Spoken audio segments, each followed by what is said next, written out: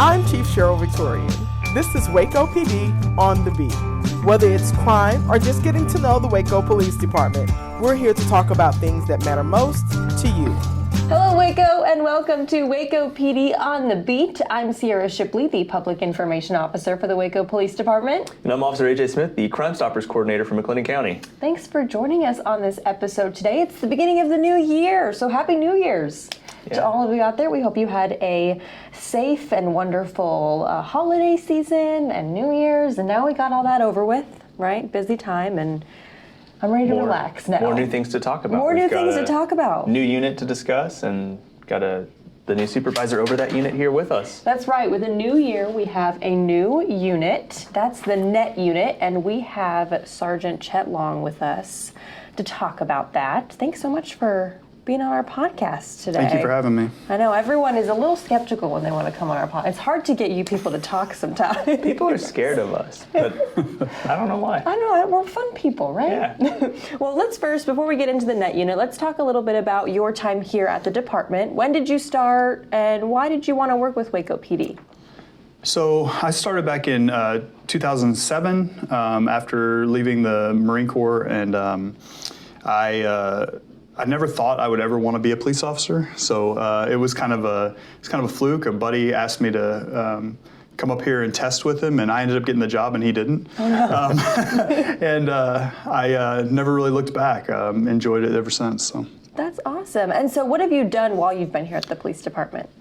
A good portion of what I did here at the police department has always been self-initiated jobs.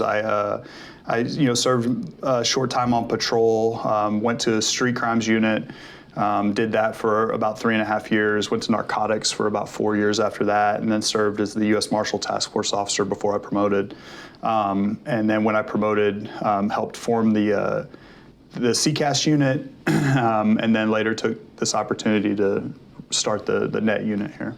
Yeah. So maybe we should tell them what NET stands for. What does that stand for, Sarge? So NET is the Neighborhood Engagement Team. Okay. And so why was it so, what is the NET unit? If you were to describe what this unit is, what they do, how would you describe that to anyone? I guess the easiest way to explain it is that we're giving the community a voice in how we solve their problems. Some problems are systemic, and they are a little bit deeper rooted in the city. We find that some of these problems can't be handled in a 15-20 minute call, and sometimes it takes outside resources to help fix some of the problems that the community has. When you have the maybe the problematic neighbor, or you have the different types of resource issues within your community, it takes a little bit more work than just a patrol response.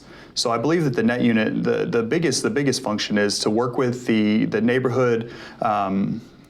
The neighborhood associations, and give them a voice to the police department, and then basically work on whatever those issues are in collaboration with that community or with that neighborhood. Well, it's that time of year again, and it's the time where we search for new recruits to join our police department team. The Waco Police Department's civil service test is scheduled for March 19th. This is a day where a written and physical test is complete that you have to pass to start the process in becoming a Waco police officer. Before the civil service test is taken, you must complete an online application that you can find on our website, wacopolice.com.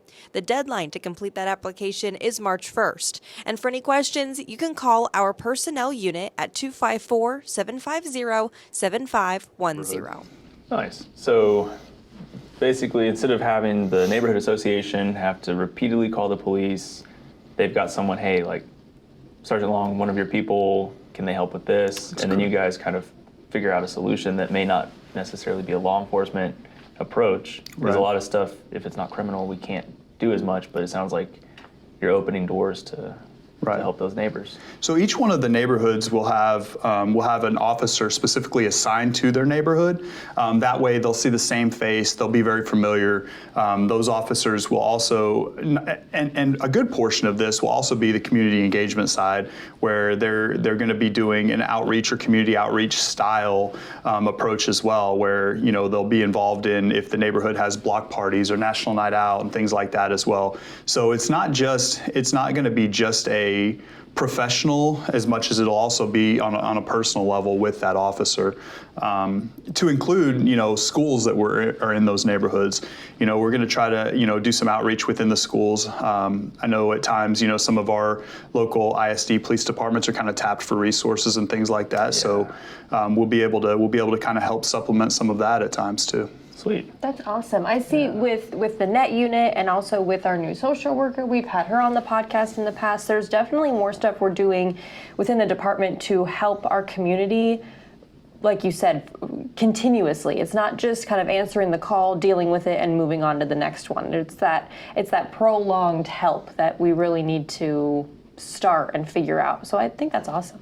Yeah, I think recently, it's become a passion of mine to, and I know, with the things that we've seen recently with law enforcement across America, I think one of the things that's kind of been a passion of mine that we do seek some of those long-term solutions rather than some of the short-term band-aids that we've used in the past. Yeah. And I've really enjoyed, being involved in trying to look for new innovative ways to do some of that. And I say new and innovative. I think some of the larger scale departments across the United States have maybe done some of this for years, but in those larger departments, in those larger communities, there's an abundance of resources as compared to our community, right, where the resources are fewer and a lot less established. So I think building those relationships with those resources and trying to figure out which ones are available is really, really good, and I think it'll be really helpful over the next years to come. Thank you.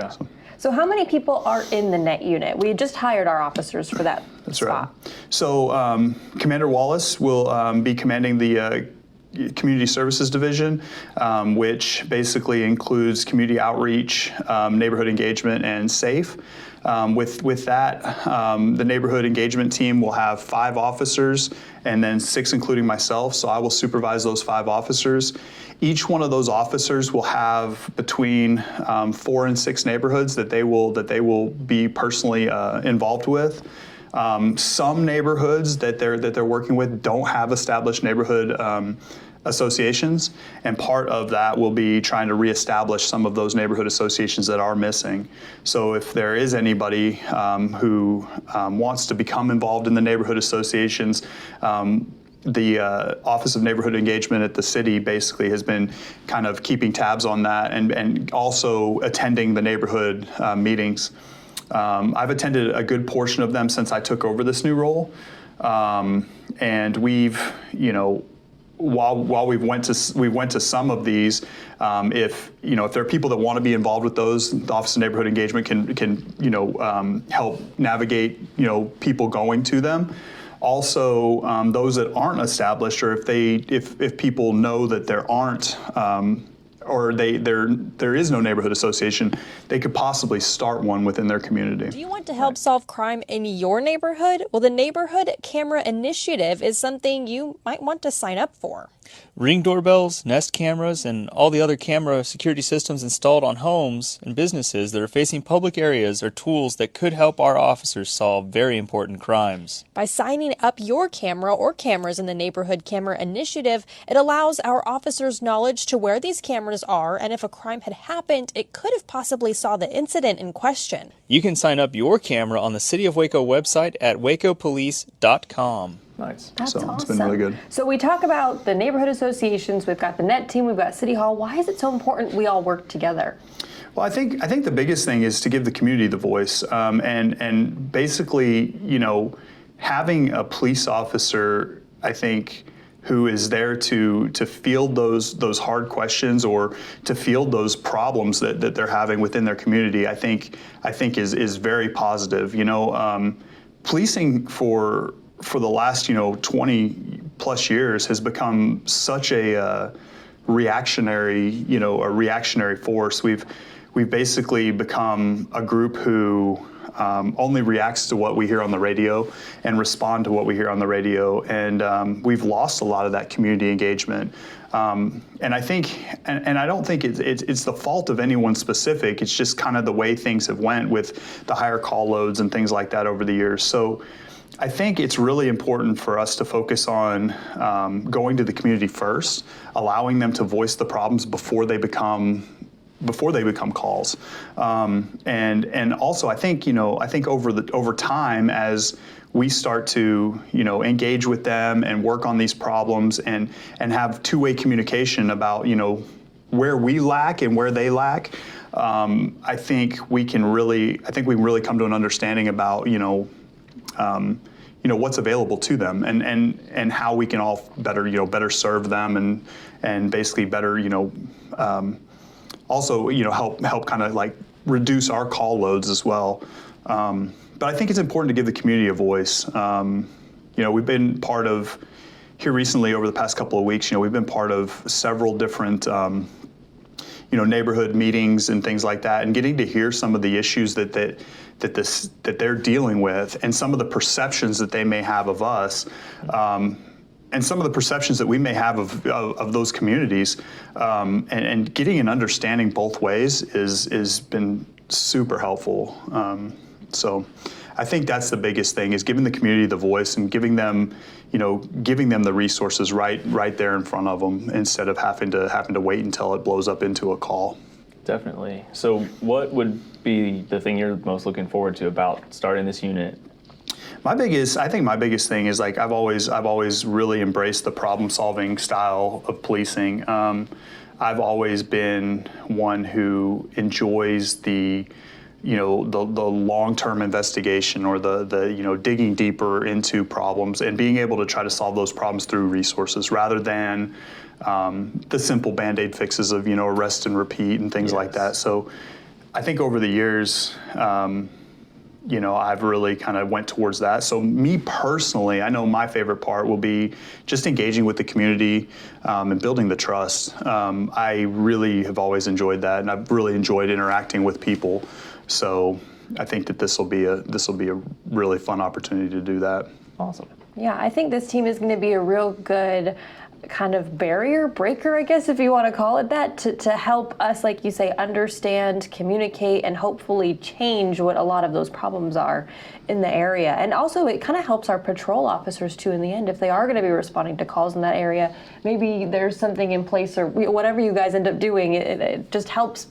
It trickles down, and right. so it helps so many more than just the neighborhood or the officers in this unit. It's going to help so many, and I think that's awesome. I think internally with the police department, like you said, I think one of the biggest things I know that we're going to focus on too is how to, assist within the police department as well.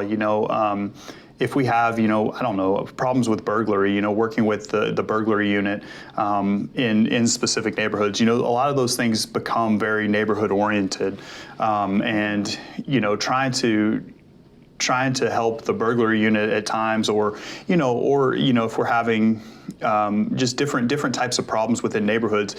It generates a lot of calls, and it'll generate a lot of work for those detective units as well. And I think one of the things, just focusing on trying to help those units as well, and work in collaboration within the department internally, I think we'll definitely see a little bit more success there as well. Yeah. So obviously this team, it wasn't thought of yesterday. No. So talk about kind of the process that how a new team and a new unit is formed within the police department. How long did this take? Well, I know that this unit has been thought about for the past couple of years at least, that I've heard about it, and I know that there was the need to hire to raise our hiring to get I think 7 new positions created within the police department to build this unit initially, and then that didn't come to fruition until I think late last year, and then when that happened, basically from there we were able to start looking at how that was going to be formed, and when I got selected for the supervisor position for it, you have to come up with a testing process within the department, and had to try to do that, and then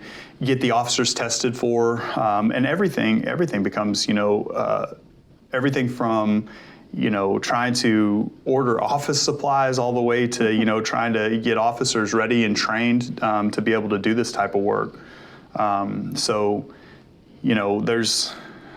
We've selected a great group. So I don't think that there's going to be any problems there, but just getting them ready to kind of understand how to tackle these problems, and a different way to look at it.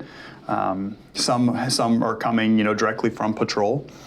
So they're used to that quick reaction rather than that like long-term look at things.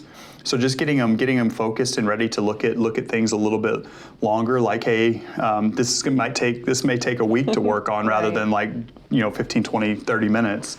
You can't, this is something that's not going to end within a patrol shift. So there's a lot that goes into it. I think there's a lot of thought that goes into it. There's been a lot of meetings and a lot of conversation. I'm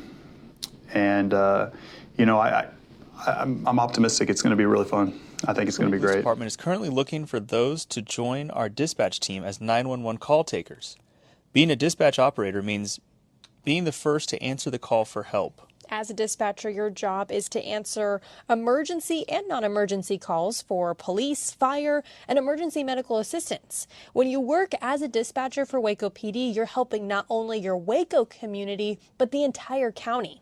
To apply, you can visit the City of Waco website. We can't wait for you to be a part of the Waco PD team. Great. Yeah, you seem very passionate about when you're talking about this. So, I'm excited about it for sure. So where does the passion come from? Why do you like to do this so much and this type of work? I mean, personally, on a personal side of things, I have a legitimate care for people, and I think that I don't know that.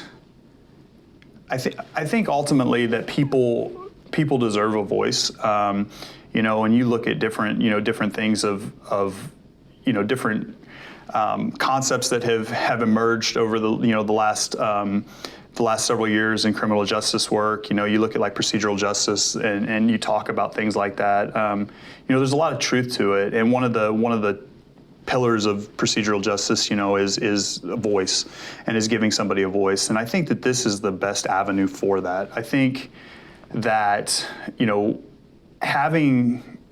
allowing somebody to talk to you and basically be real back, and say, hey, look, maybe these officers, I don't feel like these officers served me. And it could be that it's just perception on their part. It could be that they really weren't served properly. And I think that this gives the opportunity for them to voice that, say that, talk about it. I think it gives the community a lot of buy-in in their own, in their how the police department serves them. I've always been, like I said, I've always been a people person. I've always liked to talk to people. I've always wanted to do that type of work. So I think that this, for me, this suits that. It really sticks. So yeah, I don't know. We'll see. We'll see how it goes. I'm excited about it though, for sure. Yeah, the team will definitely hit the ground running. I know that. Yes, absolutely. I mean, there's probably enough issues that you guys. I know you haven't started yet. Maybe by the time this podcast comes out, you guys will be out in the community. But when can people start seeing you guys and you guys start working on some of these projects? So just because it hasn't really started yet, it kind of has started already for me. I've already started kind of trying to tackle a few problems. I've had some successes so far, but yeah. So as far as the officers, you'll see them probably. The first month, I think, so January, we'll start January 3rd, and I think throughout the first month we've got quite a bit of training coming up and trying to get those officers trained and ready to get out there. And I think you can expect to see them probably about the first week of February. Okay. They'll start attending, from there they'll start attending the neighborhood meetings regularly for their neighborhoods. I'll probably go with them and introduce them to their neighborhoods. That way they know who the partners are within those neighborhoods and who's running the neighborhood associations, and just getting them out there and letting them start to develop some good problem solving skills for them. So Awesome. Yeah, that is awesome. And I know, with that, you guys also have a pretty big event coming Waco up. PD on the beat. So the we heartbeat had the Crime serving. Prevention Summit. Chief Victorian wanted to provide the community with a form of crime prevention, both training and also maybe different tools that they can use to prevent crime within their communities or their own homes or businesses. And recently, we kind of started planning that. Right now we're looking at February 19th as the date. It'll run from about 9 a.m. till 4 p.m. And the idea is it'll be at Knox Hall over off of Ranger Way by University Parks and I-35. And part of it, a big portion of it in Knox Hall will be set up for vendor use. Different vendors, whether it be from security cameras to window films, door locks, safes, those types of things, different types of things to prevent crime or to try to deter crime in different ways.